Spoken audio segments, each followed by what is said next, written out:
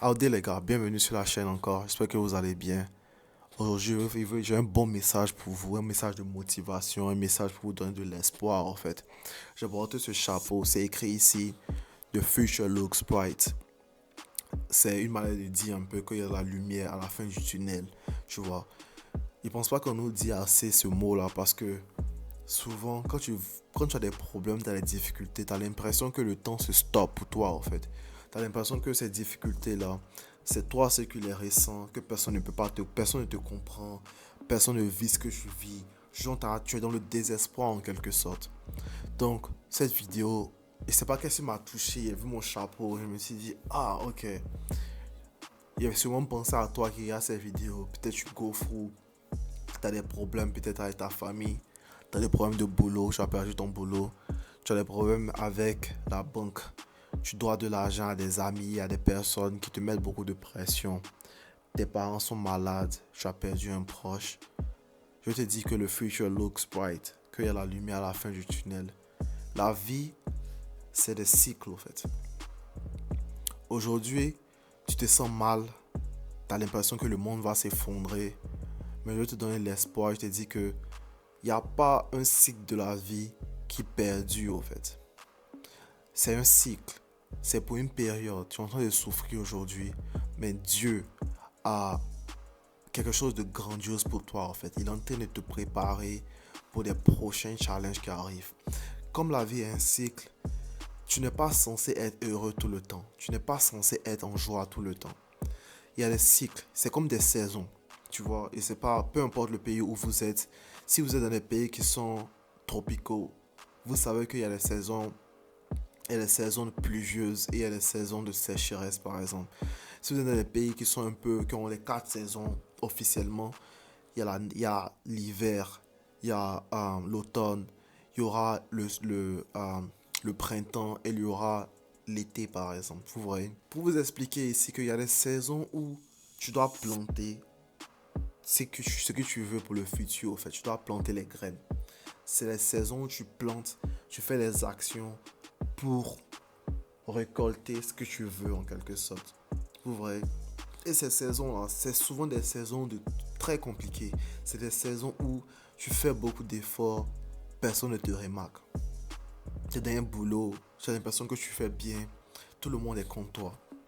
Tout le monde n'aime pas quand tu vas d'une fête parce que tu es un peu différent, tu travailles beaucoup, tu fais ce genre de choses, personne ne veut être autour de toi, on te critique, on parle derrière ton dos, on ne comprend pas tes idées au fait. Tu n'es pas comme les autres. Mais t'inquiète pas, ton temps arrive. Toutes ces difficultés, ces douleurs-là, ça va passer.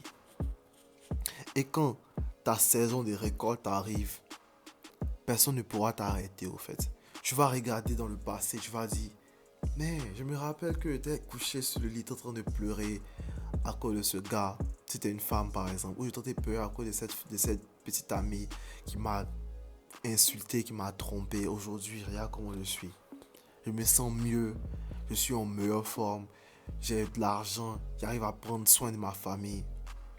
Et tu regardes, tu te dis, mais, et si j'étais encore avec cette femme, ou bien et si j'étais avec encore ce gars, est-ce que j'aurais atteint ce niveau de prospérité, ce niveau de joie en fait. Donc, ce qui est en train de... Les mauvaises périodes que je traverse, c'est des périodes d'endurcissement. C'est des périodes d'épreuve, c'est des périodes d'endurance. Parce que, de la même manière que le bon temps arrive, après le bon temps vient les mauvais temps encore. Et souvent, c'est graduellement que tu deviens fort, que tu développes cette endurance à pouvoir affronter les difficultés, en fait.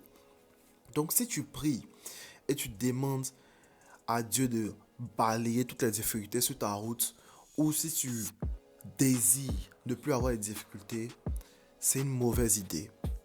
Parce que sans difficulté, tu peux pas apprécier le bon temps et de la même façon, tu peux pas être mieux équipé pour pouvoir affronter les mauvais temps qui vont s'en suivre. Parce que dans nos vies, il y a des fatalités. Et quand je parle de fatalité, je parle de nos proches, par exemple, qui vieillissent. Tu es né, tu vieillis, tu perds la vie. C'est la vie. Vous voyez, il y a des fatalités dans la vie. Il y a des gens qui tombent malades autour de nous et tout. Donc, on est amené à sentir une douleur, en fait. Peu importe comment on est. Tu peux être stoïque, tu peux ne pas être stoïque, mais autour de toi, il y a des personnes qui vont juste perdre la vie, au fait, et tu vas sentir cette douleur. Il y a des personnes qui vont perdre des boulots. Toi-même, tu vas perdre ton boulot. Tu vois, c'est un cycle. Tu vas être dans ton boulot où ton manager t'aime pas. Tout ça, il y aura toujours des difficultés dans la vie. Au lieu de prier pour que Dieu balaie ces difficultés, c'est important pour toi de prier qu'il t'endurcisse, qu'il te donne l'endurance de pouvoir affronter ces difficultés. Parce que c'est dans les difficultés qu'on se rapproche de Dieu. C'est dans les difficultés qu'on se rapproche de nous-mêmes. Quand on arrive à se connaître en vérité. Parce que quand tout va bien, c'est clair que tu as l'impression que tu flottes ou que tu es chillant, en fait, comme on dit. Tout se passe bien, tu achètes ce que tu veux, la vie est tranquille. Mais rappelle-toi, quand tu tombes malade, c'est là que tu dis que waouh, je ne veux plus me sentir comme ça encore, en fait. Ou même gens qui me sentent comme ça me sent mal. Tu regrettes les bons temps que tu avais, en fait. Mais la même façon aussi, tu regrettes les bons temps que tu avais. C'est la même façon aussi, tu te rapproches de Dieu. Tu demandes à Dieu de te guérir. Comme ça, tu peux encore ressentir cette joie, cette bonne santé que tu n'as pas présentement parce que tu es malade, en fait. Donc, c'est un peu mon message d'espoir que je veux vous donner. Si tu regardes cette vidéo, tu es dans des problèmes, peu importe tes problèmes, sache que tu n'es pas seul. Tu n'es pas seul, d'autres personnes vivent ces problèmes aussi. Mais surtout que c'est juste pour une période de temps. Endurcis, demande plutôt à Dieu qu'est-ce que tu dois faire pour pouvoir apprendre. Quelle est la leçon à apprendre dans cette période-là. Pour que dans le futur, quand les difficultés arrivent, tu sois équipé pour pouvoir overcome ces difficultés, au fait, pour ne pas te sentir encore mal comme tu te sens maintenant. Donc, si tu regardes cette vidéo encore une fois, leave a like cette vidéo, commente.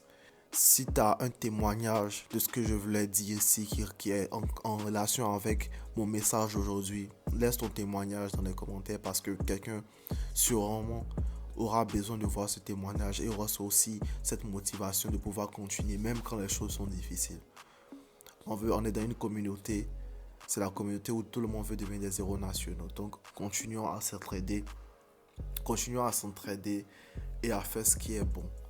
Donc tout le monde est avec toi, tout le monde est avec vous, toutes les personnes qui sont actuellement en difficulté, on prie pour vous.